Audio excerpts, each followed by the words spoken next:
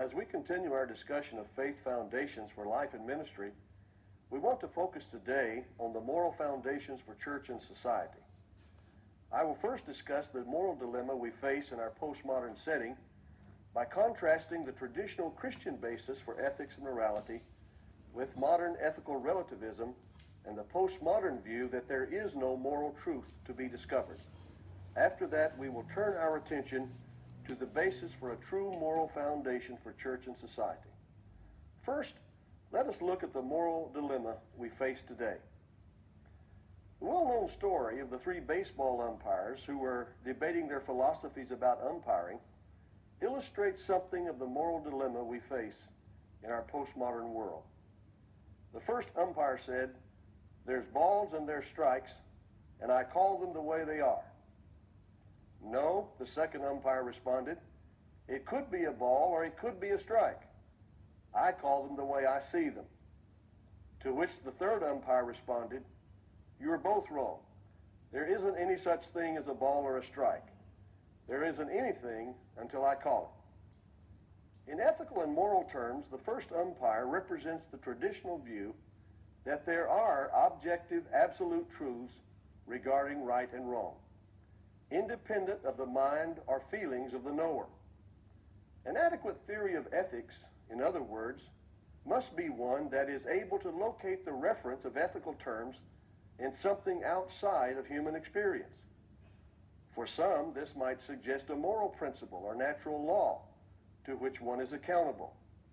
But from a Christian perspective, it means that moral obligations have their origin in God. They are theocentric, that is to say, they are God-centered. Morality does not have its source in culture, logic, the subjective feelings of the person, or some abstract moral principle, but in the absolute and unchanging character and will of a personal God. In the words of the Westminster Shorter Catechism, "Because God is the Lord and our God and Redeemer, therefore we are bound to keep all his commandments." Moral obligations are grounded in God's revealed character and commands. They are binding everywhere, on everyone, even though some may choose to disobey them. Morality is not determined by what people believe or choose to do, the descriptive is, but by what they ought to do, according to the normative, prescriptive will of God, whose commandments are consistent with his moral character. Social and behavioral disciplines like sociology, psychology, and anthropology can tell us what people think and how people act in society because they are descriptive disciplines. They cannot and do not presume to tell us, however, how people ought to think and act because that is the domain of normative disciplines like theology and ethics. The realm of the ought belongs to the sovereign moral lawgiver. The fact that people lie, cheat, commit adultery, and murder, for example, only tells us what people in fact do, not what they ought to do. Christian ethics is not even determined by what Christians do. It is determined by God's standard for Christians. Neither do consequences or results determine the rightness or wrongness of our actions. One may, and in many cases should, calculate the consequences of a moral act, but consequences do not determine the rightness or wrongness of an act. Christian ethics is grounded in the moral character and will of God, not in the results of our actions, pragmatism, or their social usefulness, utilitarianism. Some moral rules may, in extreme cases, be open to exception. For example, lying to the Gestapo in order to save a human life.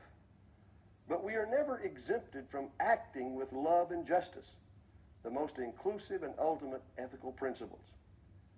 "What does the Lord require of thee?" the prophet Micah asked, "but to do justice and to love kindness and to walk humbly with your God."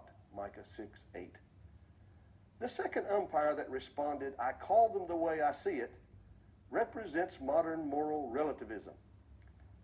This view treats truth and morality as a matter of perspective and/or interpretation, as the individual person or community sees or experiences it. Moral relativism holds that morality can never be normative. All moral beliefs and practices vary from one culture to another, the relativist claims, and are determined by the human needs and social conditions that produce them. In other words, there are no universal, unconditional, transcendent source of morality. Consequently, there are no moral truths that apply to everyone. Moral relativism has been reinforced in recent times through the discipline known as the Sociology of Knowledge. Proponents in this discipline contend that all human knowledge is socially constructed. Culture shapes our ideas and values, so that any view that claims to be true or false, right or wrong, is patently absurd. Morality is simply a matter of human convention. Sociologists like Peter Berger, who work in this discipline, do not necessarily pass judgment on the truthfulness of beliefs, but they invariably dismiss all reference points to moral beliefs and practices apart from the cultural conditions that produce them. The danger of partial truth is nowhere more evident than in the dispute between those who hold to moral absolutes and those who insist that all moral beliefs and practices are culturally relative. There are elements of truth in both views, but the differences are significant. All moral beliefs are obviously not universally true, and even those that are cannot be applied to every detail of life are applied the same way in every culture. The moral relativist is right to insist that moral beliefs and practices vary from one culture to another and from one time to another. The problem, however, is often one of overstatement. Moral beliefs and practices are not as diverse as many anthropologists and social scientists claim. There is much more moral agreement than disagreement over fundamental moral questions, and one has to ask the basis for these universal similarities. Furthermore, it is important as well to remember that the is cannot dictate the ought. The fact that things are a certain way does not mean that they ought to be that way. Many cultural beliefs are not morally significant, at least not significant enough to challenge. But there are issues that are so contrary to rightness, for example, slavery, cannibalism, murder, torture, etc., that they should be challenged by higher biblically based moral values. Cultural influences are strong, but they are not deterministic. History attests to the fact that misguided moral beliefs and practices can be transcended and changed through critical reflection and the power of the truth. A belief in and defense of moral absolutes should not be confused with cultural imperialism, or trivialized by the idea that those who hold to absolutes are asserting the superiority of their cultural views over those of others, what is often referred to as ethnocentrism. Such claims totally miss the point. The point is that all cultural views, including one's own, are obligated to come under the authority of God's moral truth. I am no less bound to it than others. It is not my moral truth or my culture's moral truth, but God's truth that ought to be obeyed. On the one hand, the absolute should not be relativized. This has been already emphasized. On the other hand, the relative must not be absolutized. Matters of conscience and religious conviction that only have relative value should not be imposed on others as absolute truth, so that all are made to feel morally and ethically bound to follow the convictions of others. The Apostle Paul addresses this kind of problem in his letter to the Romans, where a certain group in the church because of conscience and religious conviction, wanted to refrain from the use of certain foods and esteemed one day better than another. I refer you to Romans chapter 14. There, Paul referred to these as the weak. As a matter of principle, Paul instructed the church that the conscience of the weak should not be ignored, but neither should the weak self-righteously judge the strong. The weightier matter, Paul emphasized, is unity and love in the church. The fundamental thing for the Christian is to always act in love, so that neither legalism nor antinomianism will be granted a victory. The kingdom of God, Paul admonishes, is neither food nor drink, but righteousness and peace and joy in the Holy Spirit. Legalism is always a powerful temptation in the church when emotion, experience, tradition, or culture is allowed to take precedence over the principles of Scripture. History has provided many models for determining truth and value. Greek philosophy, with its appreciation for abstract knowledge and truth, tended to remove truth from the concrete conditions of human experience and culture. For the ancient Greeks, truth existed in the realm of the eternal, the permanent, and the universal.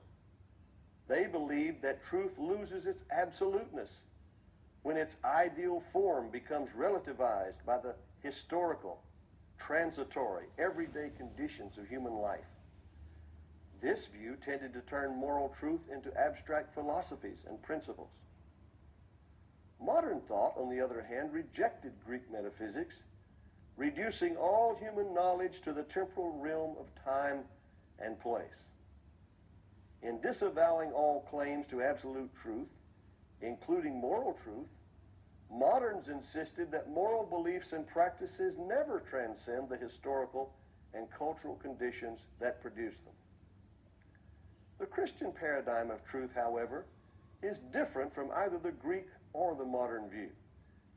It is incarnational truth. Christians believe in a standard of truth and goodness from beyond history, grounded in the absoluteness of God, but affirm that this absolute truth has entered into the relativities of history and human experience in Jesus Christ. Christian truth is not some abstract truth that is lost or distorted by entering into the relativity of time. Christ alone is what gives permanent meaning, value, and purpose to the flux of nature and history. Christians know that the truth, Jesus Christ, is given to us in the concrete, the historical, and the particular. But the eternal word that comes to us through the flesh never loses its veracity, even in the flux and relativity of history and culture. John 1:14. The written word, Scripture, faithfully bears witness to the living word, Jesus Christ, who is the eternal and absolute way, the truth, and the life.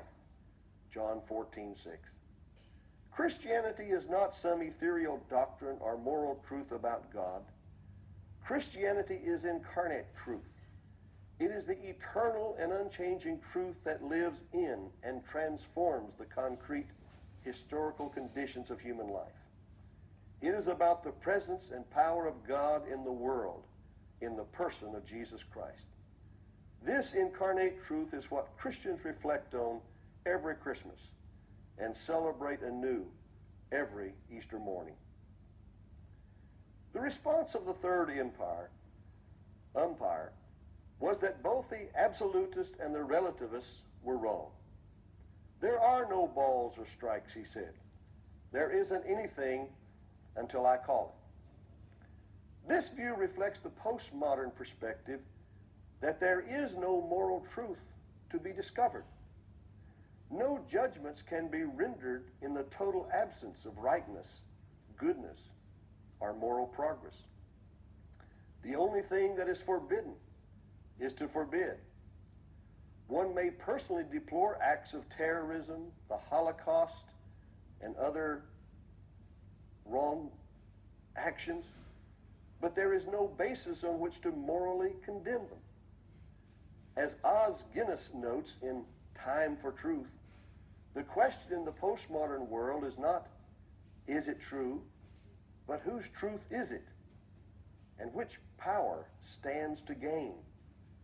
As Hitler's propaganda minister Joseph Goebbels declared in A Foretaste of Postmodernism, we do not talk to say something, but to obtain a certain effect.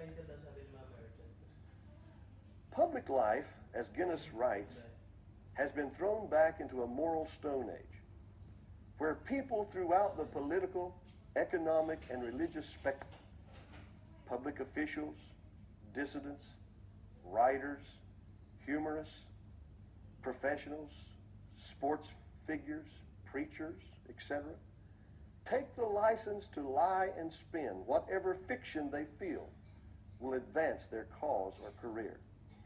It is, he notes, a culture that has given up on living as a people of truth.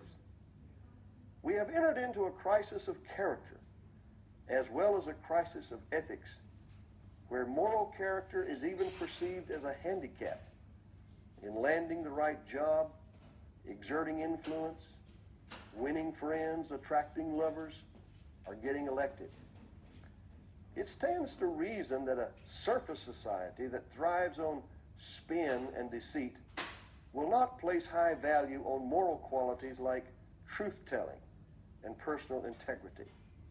A society that values and promotes the designer personality and the empty suit is obviously more adapted to creative storytelling, the successful image, a striking personality, and impression management. Many have even discovered how to make moral deviance popular and profitable. Media persons, sports figures, rock and rap stars, and entertainment personalities often use deviance as a means of creating an image and advancing their careers.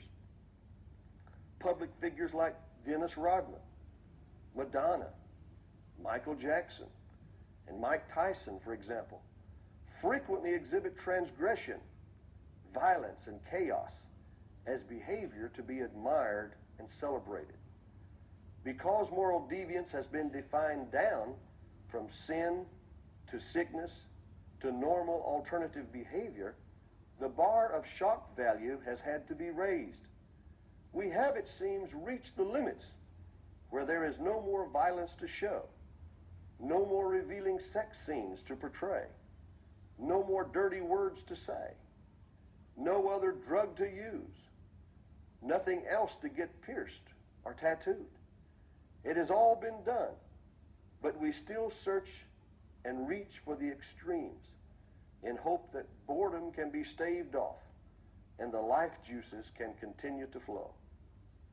The problem is not that we don't talk enough about ethics, or that ethics courses are not offered in colleges and universities. Ethics courses are being offered in record numbers. Ethical discourse is a popular subject in academia and the workplace. But most of the talk relates to pragmatic social policies, how to prevent litigation, professional and corporate demeanor, human rights, biomedical issues. These are all, without question, important issues that have to be addressed. But they are issues devoid of a true moral foundation. What is lacking today is a moral foundation that can be modeled. The world has never, nor will it ever, practice Christian ethics. It is up to the church to live out its own faith. Jesus never expected the world to follow a Christian pattern of life, but he did expect and command his followers to do so. The Christian ethic that Jesus taught in what is commonly called the Sermon on the Mount, Matthew chapters 5 through 7, was addressed to the disciples, not to the multitudes. As Bishop Gore once put it, The ethic of Jesus was spoken into the ear of the church and overheard by the world. Jesus intended the moral uniqueness of the Christian community to be its greatest witness to the world. The church cannot dispel the moral chaos by bringing abstract moral principles to bear on the moral issues of our day. Moral decisions are inextricably linked to a moral way of life. The biggest favor the church can do for the world, or for itself, is to be what God called it out from the world to be. Stanley Hauerwas, a contemporary Christian ethicist, rightly notes that the church's social task is first of all its willingness to be a community formed by a language the world does not share. The church's social ethic is not first to be found in the statement by which it tries to influence the ethics of those in power, but rather is first and foremost found in its ability to sustain a people who are not at home in the liberal presuppositions of our civilization and society. End of quote. The church is the extension of the incarnate Christ, continuing Christ's life and ministry in the world through the power of the Holy Spirit. Its duties in the world should not be shirked, but it must not take on a worldly form in order to accomplish its purpose. God calls a people out of the world, the ecclesia, transforms, equips, and energizes them through the power of the Holy Spirit, and sends them back into the world to show forth his glory and character as the people of God. The glory of Christ's kingdom is gloriously reflected in the world when the church has its own character, internal relations, and sense of mission in order. The church is not a perfect body, but neither is it just another human institution. It is an eschatological reality that has been called out to reflect that end toward which it is moving as a pilgrim people. We cannot treat the wilderness through which we pass with indifference. We must claim as much of the world for the kingdom as we possibly can. We are colonists of heaven as well as a pilgrim people. We are called out for others.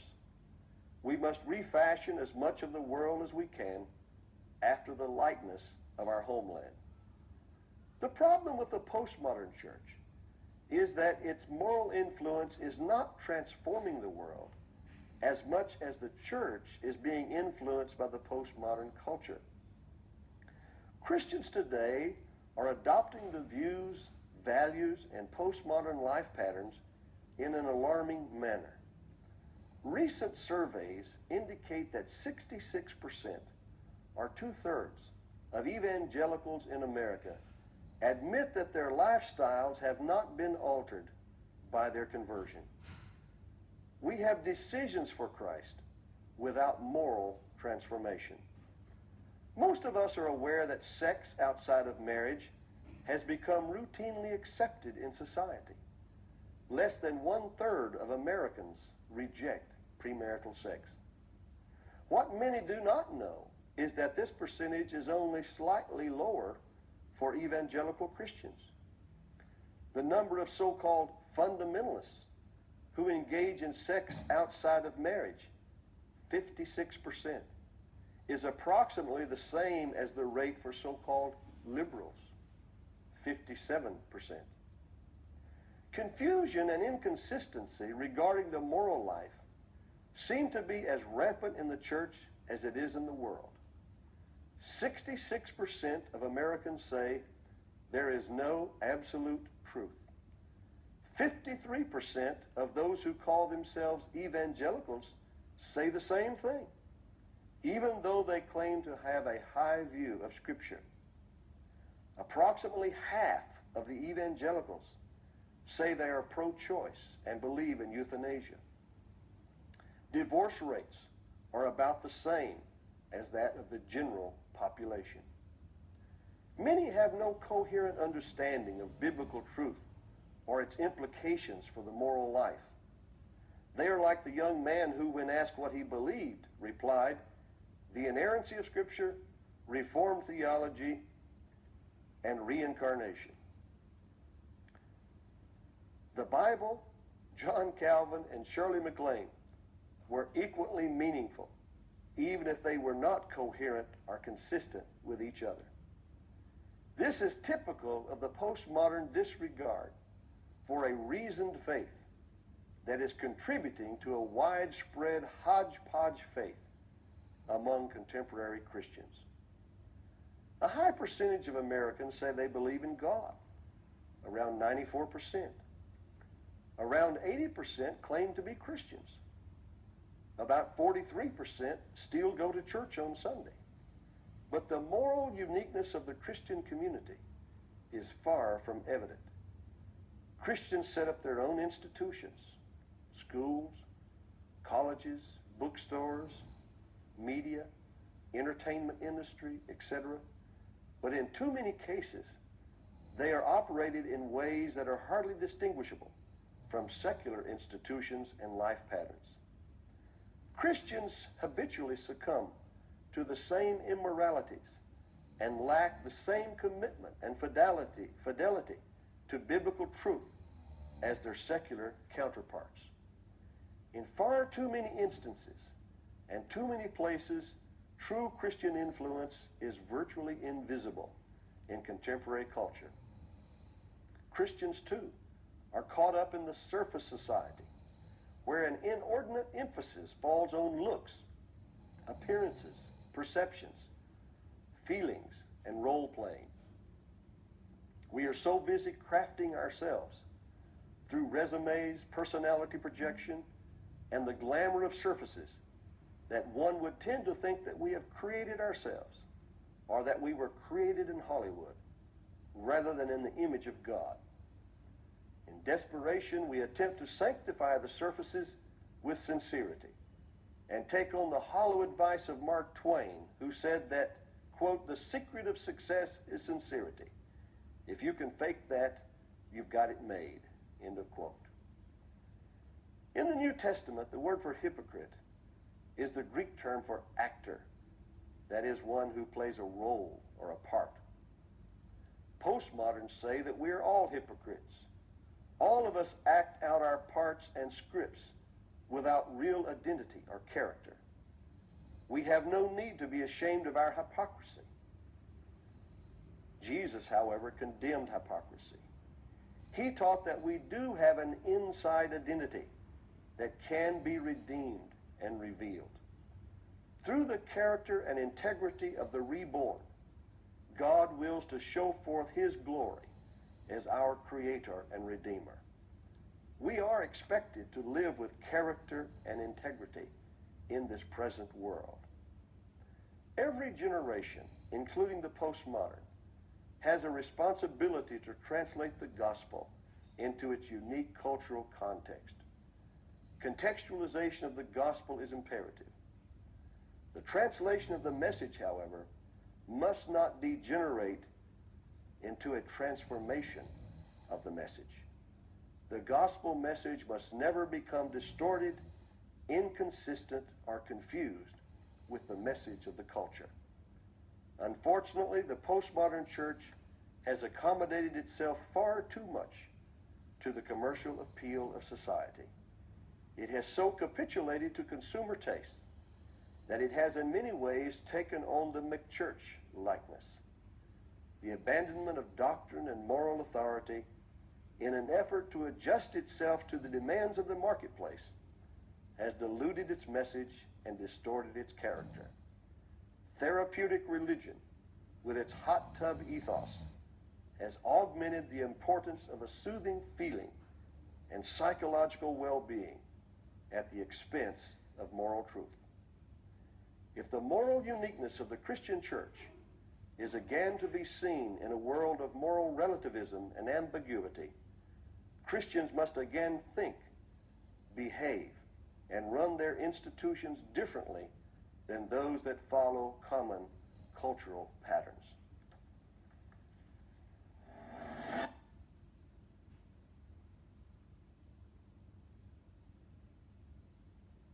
Okay, all right. That is all for your third reflection paper.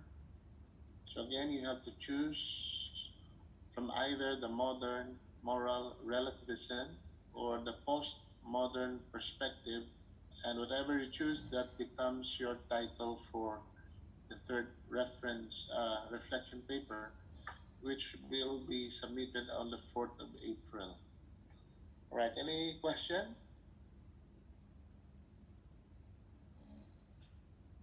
Okay, I will send the completed notes to Sister Swapna for distribution.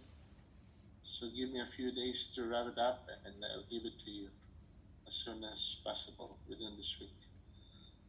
All right, I think that ends our session for Christian education. So I hope you are all still alive. I hope your oxygen tank are still not empty. All right. Any question before we pray? All right. May I request Brother Paulos to have a closing prayer?